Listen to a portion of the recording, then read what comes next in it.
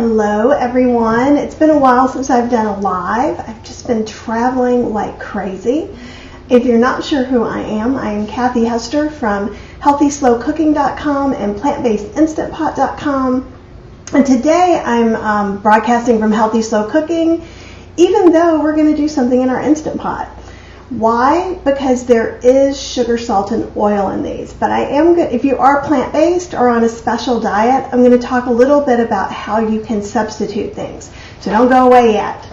So what I'm going to be making is my very favorite gluten-free vegan brownies. They're made with Teff flour, and you just don't even know that they're not gluten-y, yummy brownies. So they're really good.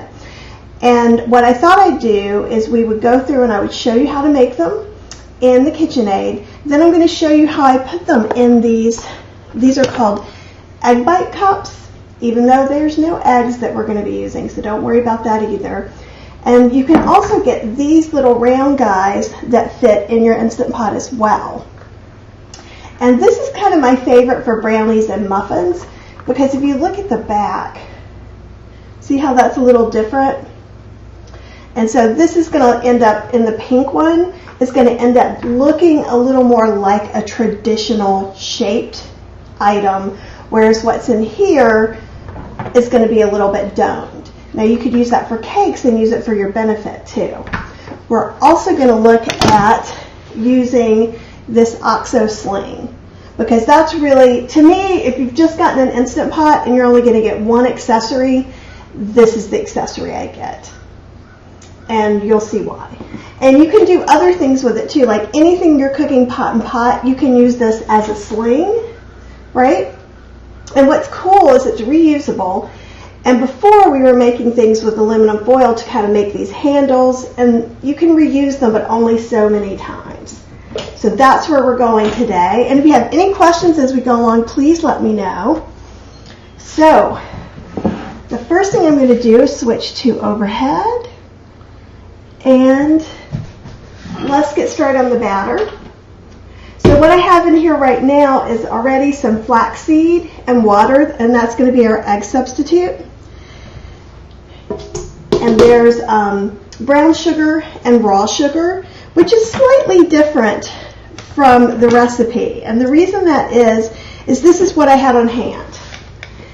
And that's how you can always kind of do things. We're going to put a little vanilla in here as well. And this is a very, very thick batter. So I want you to understand that. That's one of the reasons why I'm using the mixer, is it just makes it way easier. And then this is coconut oil that I've melted. And again, in the recipe, I'm using avocado oil because that's what I had on hand. If you're doing oil-free, you probably could use mashed avocados. And since things are so moist coming from baking inside of your Instant Pot, because you're really steaming things, I'm also experimenting with an oil-free version of these. So let me go ahead and get this mixed up a little bit.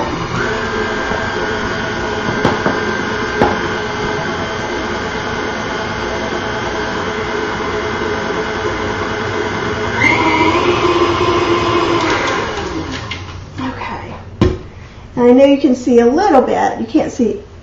Let's see if that helps. That angle helps a little bit. I'm going to go ahead and put in the cocoa. This uses cocoa and not chocolate, which is one of the reasons why I am going to be trying it plant-based as well. And let's get that mixed in.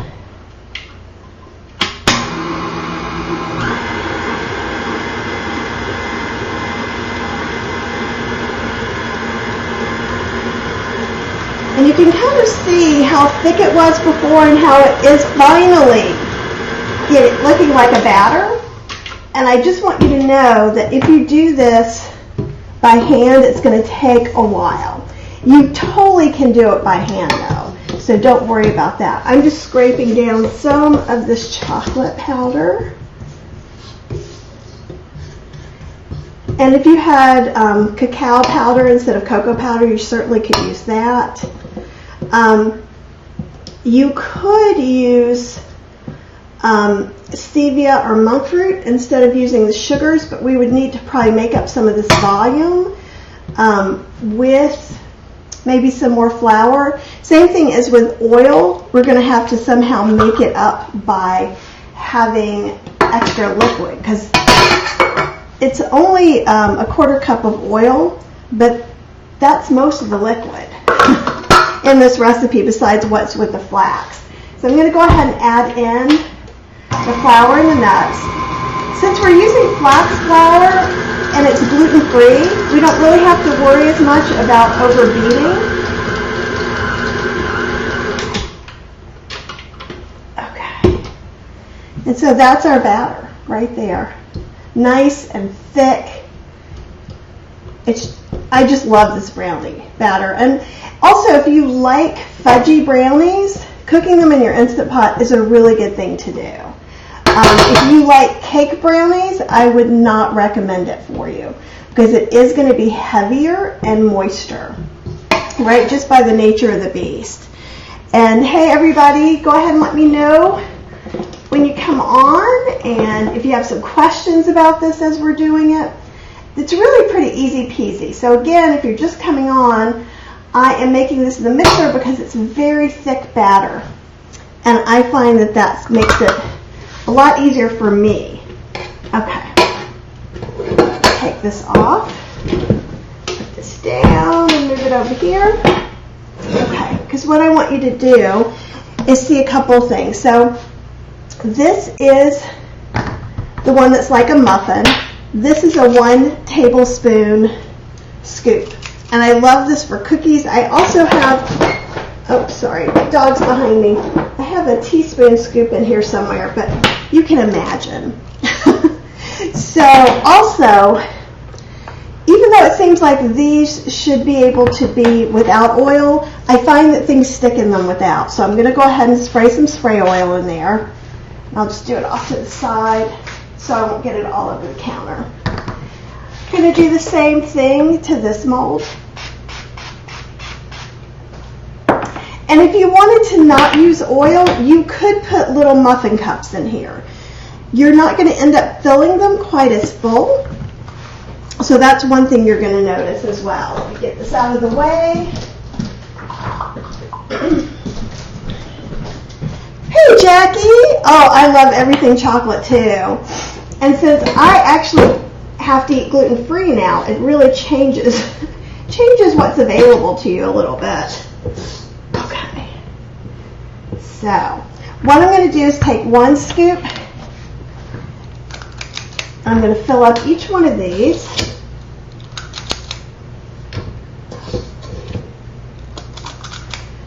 And then we can either, actually, I want to get this mixed up just a tad more. And you can see it's real, you can even see right now how fudgy that is, right? Okay. I'm getting brownie batter all over my boo-boo.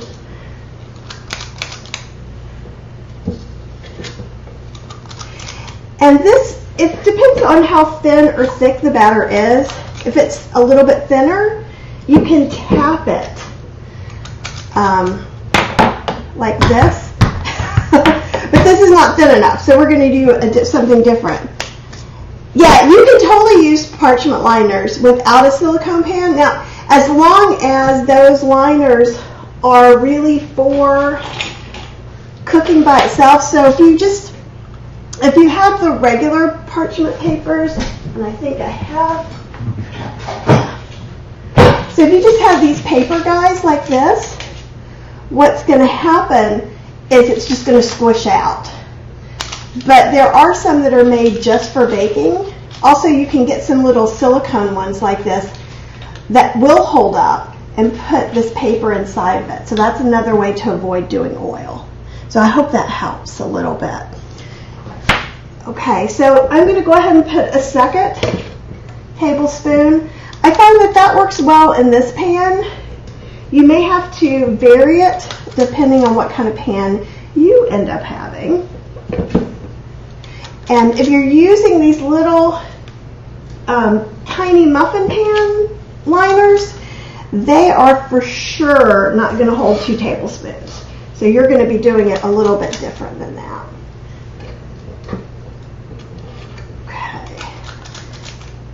Getting close. It's very exciting. Okay. So I'm just going to take this tablespoon because it's nice and rounded. I'm just going to squish this in here. When I'm doing muffins, like I said, you can just kind of pat the pan a little bit and that will make things thinner. Also, with some of these silicone pans, these little baby spoons come with it, and they're handy for all different kinds of things, even getting things out. So that works as well. If you haven't gotten any of these yet, that usually comes with these because in addition to egg bite cups, sometimes they're called baby food cup freeze, and I think people freeze baby food in them. So it doesn't take that long, really, to get this squished down. Now, this isn't going to make 14. This is going to make a little less. So earlier today, I did 2 tablespoons in 4 of these, and I stacked it while I was cooking it, and it came a little bit undercooked. So we're going to do it maybe either we're going to use 1 tablespoon per cup and try it that way, or you could cook it longer. So I'm cooking these on high for 20 minutes. You could easily cook them on high for 25 or 30 minutes if you don't want them as veggie as I like them. So it's totally doable. Okay, so with this one, we're going to take it and cover it with some foil. If you don't like foil touching your food, it really doesn't touch the food, but you could put a piece of parchment underneath it, but it's still going to have to be sealed with the foil. Okay. And you can stack these because you can feel where the non-cut parts are. You can even kind of see it if I do it like that. So it's very obvious that that would kind of smush. This won't smush as much, right? And so what we're going to do is we're going to take that sling I was telling you about, and we're going to put this in here. And it makes it so easy to lift this up and down. So the next thing we're going to do, and I'm going to show you too, these egg bites come with a plastic cover. And I know some of you are not going to like this at all, but you can cook with it on. Just depends on what you're okay with or not. Or you can cover it with foil or parchment and foil like we were just talking about. And so I think this time I'm just going to put 1 scoop in each of these. Now I will say these silicone cups are kind of a pain to clean. But not so much of a pain that I haven't enjoyed making things, because I'm working on the new cookbook, right? So yesterday I made corn dogs in them, little corn dog bites. You can make little tamale bites. You could also use muffin batter, because I made muffins with them. And it's just really a lot of fun. And I'm always looking for some way to bake things without really baking in the summer in the South. So that's one thing to look at. So we're going to do these. These are smaller, but remember they're going to be a different shape as well. So I'm just going to tap these down.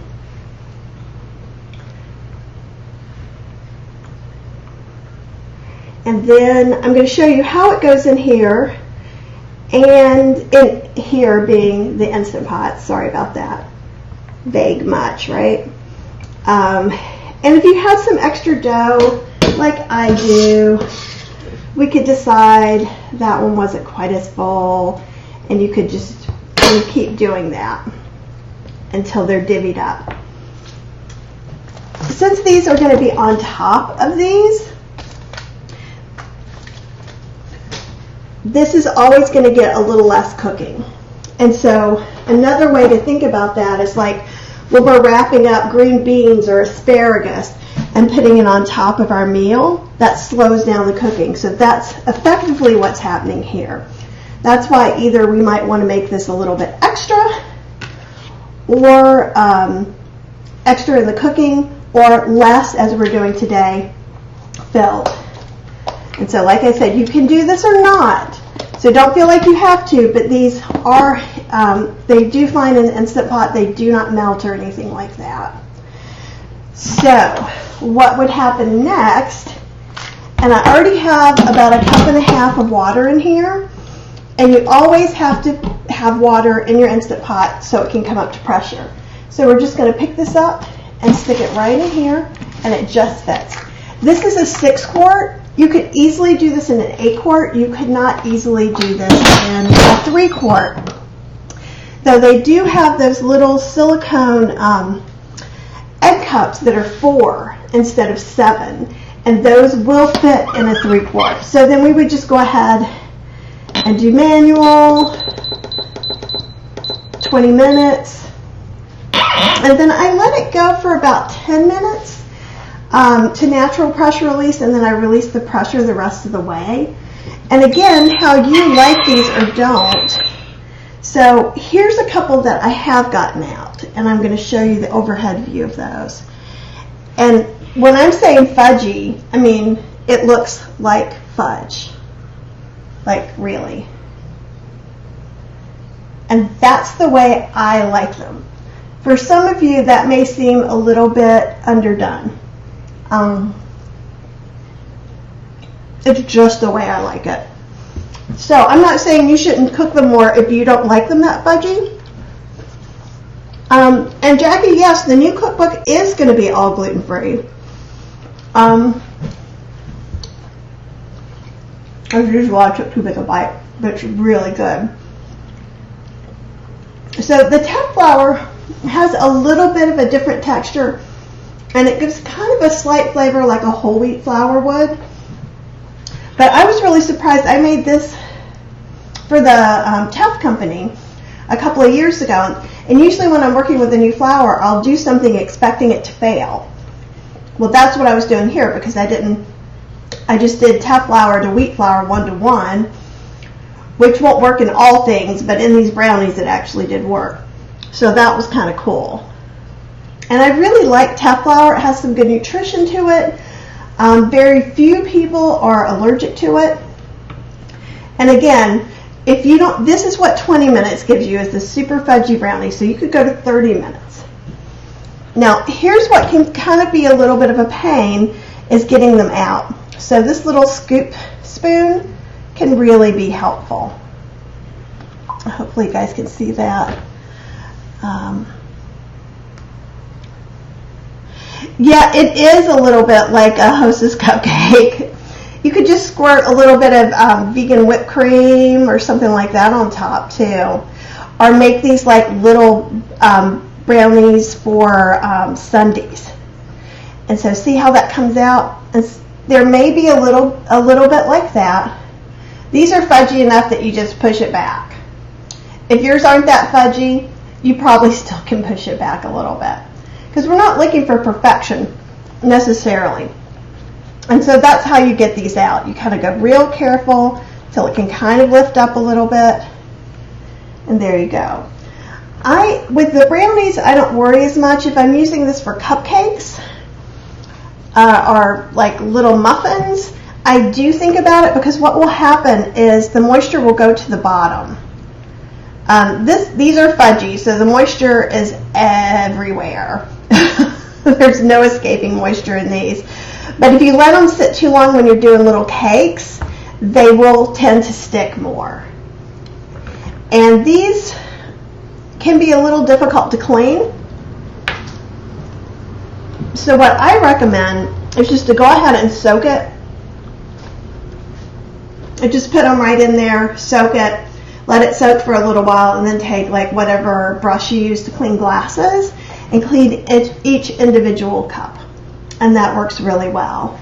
And just so you can kind of see too, this is how much smaller one of these are. So I guess it's about half the size. I think that you could easily put in a tablespoon of batter in those. And then at that point, it would be easier to lift out. If you're doing muffins, you're still going to be aware of if it's going to rise a lot and stick to the side. That's all I have to say about that. Do you guys have any questions about using the egg molds or the little mini cupcake pans, cooking in your Instant Pot, like baking in your Instant Pot? It's going to always make things very moist. So I've been testing a banana nut muffin in my new cookbook tester group. And some of the things that I find when I do it, so it's going to be super wet when you take it out. Then I put it on a cooling grate, just like I have here. And I find that even in the humid part where I am in North Carolina, it dries it out ever so slightly as it's cooling, which in this case is not a bad thing because it's super extra moist already. So that's one thing you can think about. The new cookbook is going to be all Instant Pot and all gluten-free. And if you have any of my other books, you know that I always have gluten-free options, soy-free options, oil-free options, and this is going to be really no different. Some of the things, there won't be a lot of baking because there's never a whole lot of baking with what I do. If I'm calling for gluten-free baking mix, you probably could use whole wheat pastry flour or whole wheat flour if that's something you wanted to do. You just might have to play with the water or the liquid levels, and we can talk about that more when the book is actually turned in, because that's what I'm working on right now. Oh, and I was lucky enough to go to the New England Veg Fest 2 weeks ago, and Vegan Potter gave me this beautiful mug, and it's my new favorite. So if you're looking for some pottery, definitely check out the Vegan Potter because she's so sweet. Oh my God, she was just the nicest person to meet. Yeah, and Teff flour is really fun to play around with. So I've made like Teff oat gluten-free rolls using some psyllium husk and some different things like that. It's a nice flour. I like oat flour a lot too. So, and I'm kind of always trying to play with things, but not to play with too many things at one time so that you would go out and spend $40 on flour to make one thing, right? So I want to try and make it easy and affordable too. But these brownies, and let me see what I can do. Maybe I'll try a couple more today. These are Cheryl's favorite brownies, so I can throw these in the freezer for the next couple of weeks, hopefully, and she can just grab one out when she wants it. But I would like to go ahead and try and make an oil-free version. And maybe you guys can let me know, how do you feel about me making an oil-free version, even if I'm saying you might have to spray the pans? Because if that's a deal breaker, or if you only want them with the little liners, I can try that too. So if you guys tell me what you want, then I can make it. And that's really good for me. Any other questions going on? Because I'm going to be making new recipes and taking pictures, and I'm going to be kind of having my nose to the grindstone this month. If you have any things that you want to see me demo on the lives, let me know about that too. But I'm really glad you joined me, and I hope that you try and make these brownies, and let me know if you like them as fudgy as I like them, or if you prefer them to be cooked a little bit longer. And other than that, I guess I will see you next week. So have a great week.